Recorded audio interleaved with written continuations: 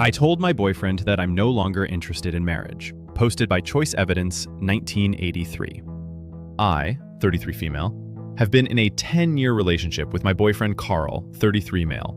After the first year of our relationship, I made it very clear that I intended to be a wife someday. By the time I was 28, I started to remind him of my goals and expectations, and Carl told me that while he knew he wanted to marry me, he just wasn't ready yet, and didn't like how I was pressuring him and called me controlling.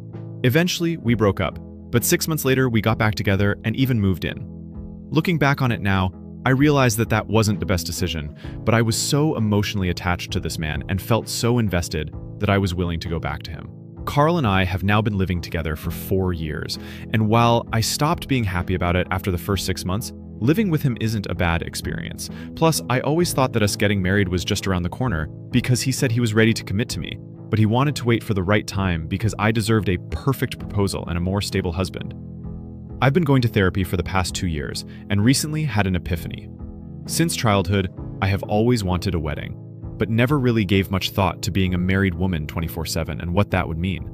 Given my country's shift in politics and new laws that politicians are trying to pass, I realized that not only am I fine with never getting married, but I'm starting to lean more into no longer possessing the desire to do it. Since then, it feels like I've been set free in a way and started focusing on myself. One of the major things that I've done is tell Carl that I'll no longer assist with babysitting his nephews and niece, and instead focus more of my time into getting certified in something to increase my earning potential and just relaxing. Carl seemed nonchalant about it at first, but then said that we needed to have a sit-down when I sent Carl's mom and his brother a text that they had 3 weeks before I stopped helping out completely. Carl said that while he understands my desire for more personal time, it's important to be there and sacrifice for family. I told him that he could switch around his own work schedule and help with the kids since they're technically his family. And he said that the children love me and that one day they'd be my family too once we were man and wife. It was in that moment that I told him that I no longer desired marriage. And while I gave my reasons, Carl still took it as me wanting to break up with him and/or thinking that he would make a terrible husband. That is not the case at all, but he's starting to lash out and get suspicious, and I just don't know what to do. How can I get my boyfriend to see that it's me, not him? Top/relevant comments. Commenter 1. I am curious what Carl's mom and brother required your help with that you needed to give 3 weeks notice that you would no longer be helping with. Was it the niece and nephew's childcare or something more? OP. Carl's brother has 50-50 custody of his children, but childcare after school is expensive where we live. So his mom was initially watching the kids, but it was getting to be too much. So I offered to help out, and it's been that way for about 3 years. I don't feel right just quitting on something like this without notice, and wanted to emotionally prepare the kids that they may not see me as often as before. Commenter 2. Do you live close to your family or Carl's family for any additional support/help? OP. We don't live close enough to my family for Carl to consistently offer any help on a regular basis. Commenter 3. Do the two of you want children? If not, there's no reason to get married. OP. I don't know what to call it, but I'm between wanting kids and being child-free. I could really go either way, although given where I live in America right now, I would not give birth in the state that I live in. Commenter 4. What do you mean by saying, given my country's shift in politics and new laws that politicians are trying to pass, I realize that not only am I fine with never getting married, but I'm starting to lean more into no longer possessing the desire to do it? OP. I live in America, and in one of the southern states. There are some politicians who want to put in laws that I personally don't think would be for my benefit in regards to marriage. And if they're successful, then I definitely never want to be married someone. Update, 7 months later. Hello everyone. Sorry for taking so long, but a lot has happened, and I ended up forgetting about this and focusing on other things. Then I saw a notification from a recent DM, so I thought I'd give an update. Okay, so things were a little tense over the next few days because we were either fighting or just not talking to each other. He even moved into the spare bedroom one day, and he stopped giving me money for his share of the streaming services that we both use, and I technically pay for. I even muted his mama and brother for a little bit. Then, once Valentine's Day was right around the corner, he did a complete 180 and started speaking to me again, and even apologized for his initial reaction and seemed really receptive to hearing my reasons. He told me he planned a special day for us the weekend after Valentine's Day, which I was delighted to hear.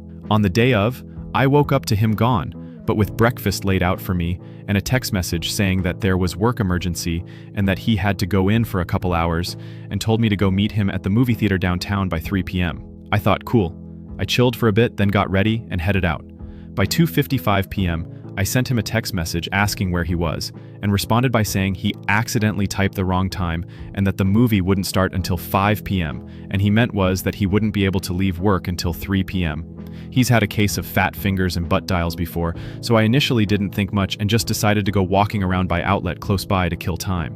Then, I got another text saying that he'd change our online ticket reservations because he was still stuck at the office, and to just chill until 7 p.m. This time, I grew suspicious, but instead of calling or texting back with questions, I just gave him a thumbs out and sent a selfie of me at one of my favorite stores. Then, started to drive back home. Normally, getting back to our apartment from the downtown area where I was at around this time of day on a weekend can be a bit of a challenge, but today traffic was decent. Then, when I pull up to Complex, I see a moving truck. No big deal. January/February is when a lot of people have moved out or in before, so I understood. Why did I see some of Carl's friends near the truck? Why did I see some of Carl's friend moving the couch that I paid for into the truck? I called the police and told them that I was actively being robbed. I stayed in the car for a while, trying to calm myself down, until I saw Carl helping a man load my bookshelf into the back of his pickup truck.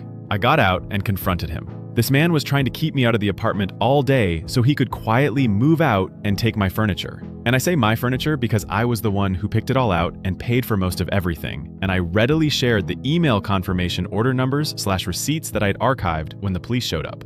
The man tried to take my bookshelf because apparently Carl had sold it to him, but that wasn't my problem, and that I'd press charges on everyone if my stuff wasn't back in my place. We got into a huge argument, and the police tried to brush this off as a civil matter since Carl and I lived together. But I went into the station the next day and spoke to a female officer who was of better help. My dining room set, spices, blender, groceries, lamps, TV, coffee table, and mattress were gone. But Carl's friends did put back the couch, which was a pullout. The middleman between my landlord and me did speak to Carl about wanting to take his name off the lease, but did not follow the proper protocol, and confirming with me that I would take on full responsibility of rent, so I did file a complaint. I ended up leaving the complex and moving somewhere else, and pressed charges against Carl and his friends, if only to create a paper trail and help in my civil case against my ex. In the end, I was able to get some financial compensation for what I lost, and he has until November to pay it all. I wasn't even sad that he didn't want to be with me anymore, just pissed off at how he tried to go about it. It is very clear that he wanted to, quote, punish me, and I'm so glad that I never ended up marrying this man. I completed my certification, got a promotion, and the pay raise that comes with it, and my dad has agreed to give me the money he was saving for my future wedding as a down payment for a house. After this entire experience, I am now 10 toes down in never getting married. Also, as a side note, since Carl's brother couldn't provide consistent childcare on his days, the mother filed for full custody and now Carl's brother pays child support. Guys, don't forget to subscribe and share your thoughts on the comments.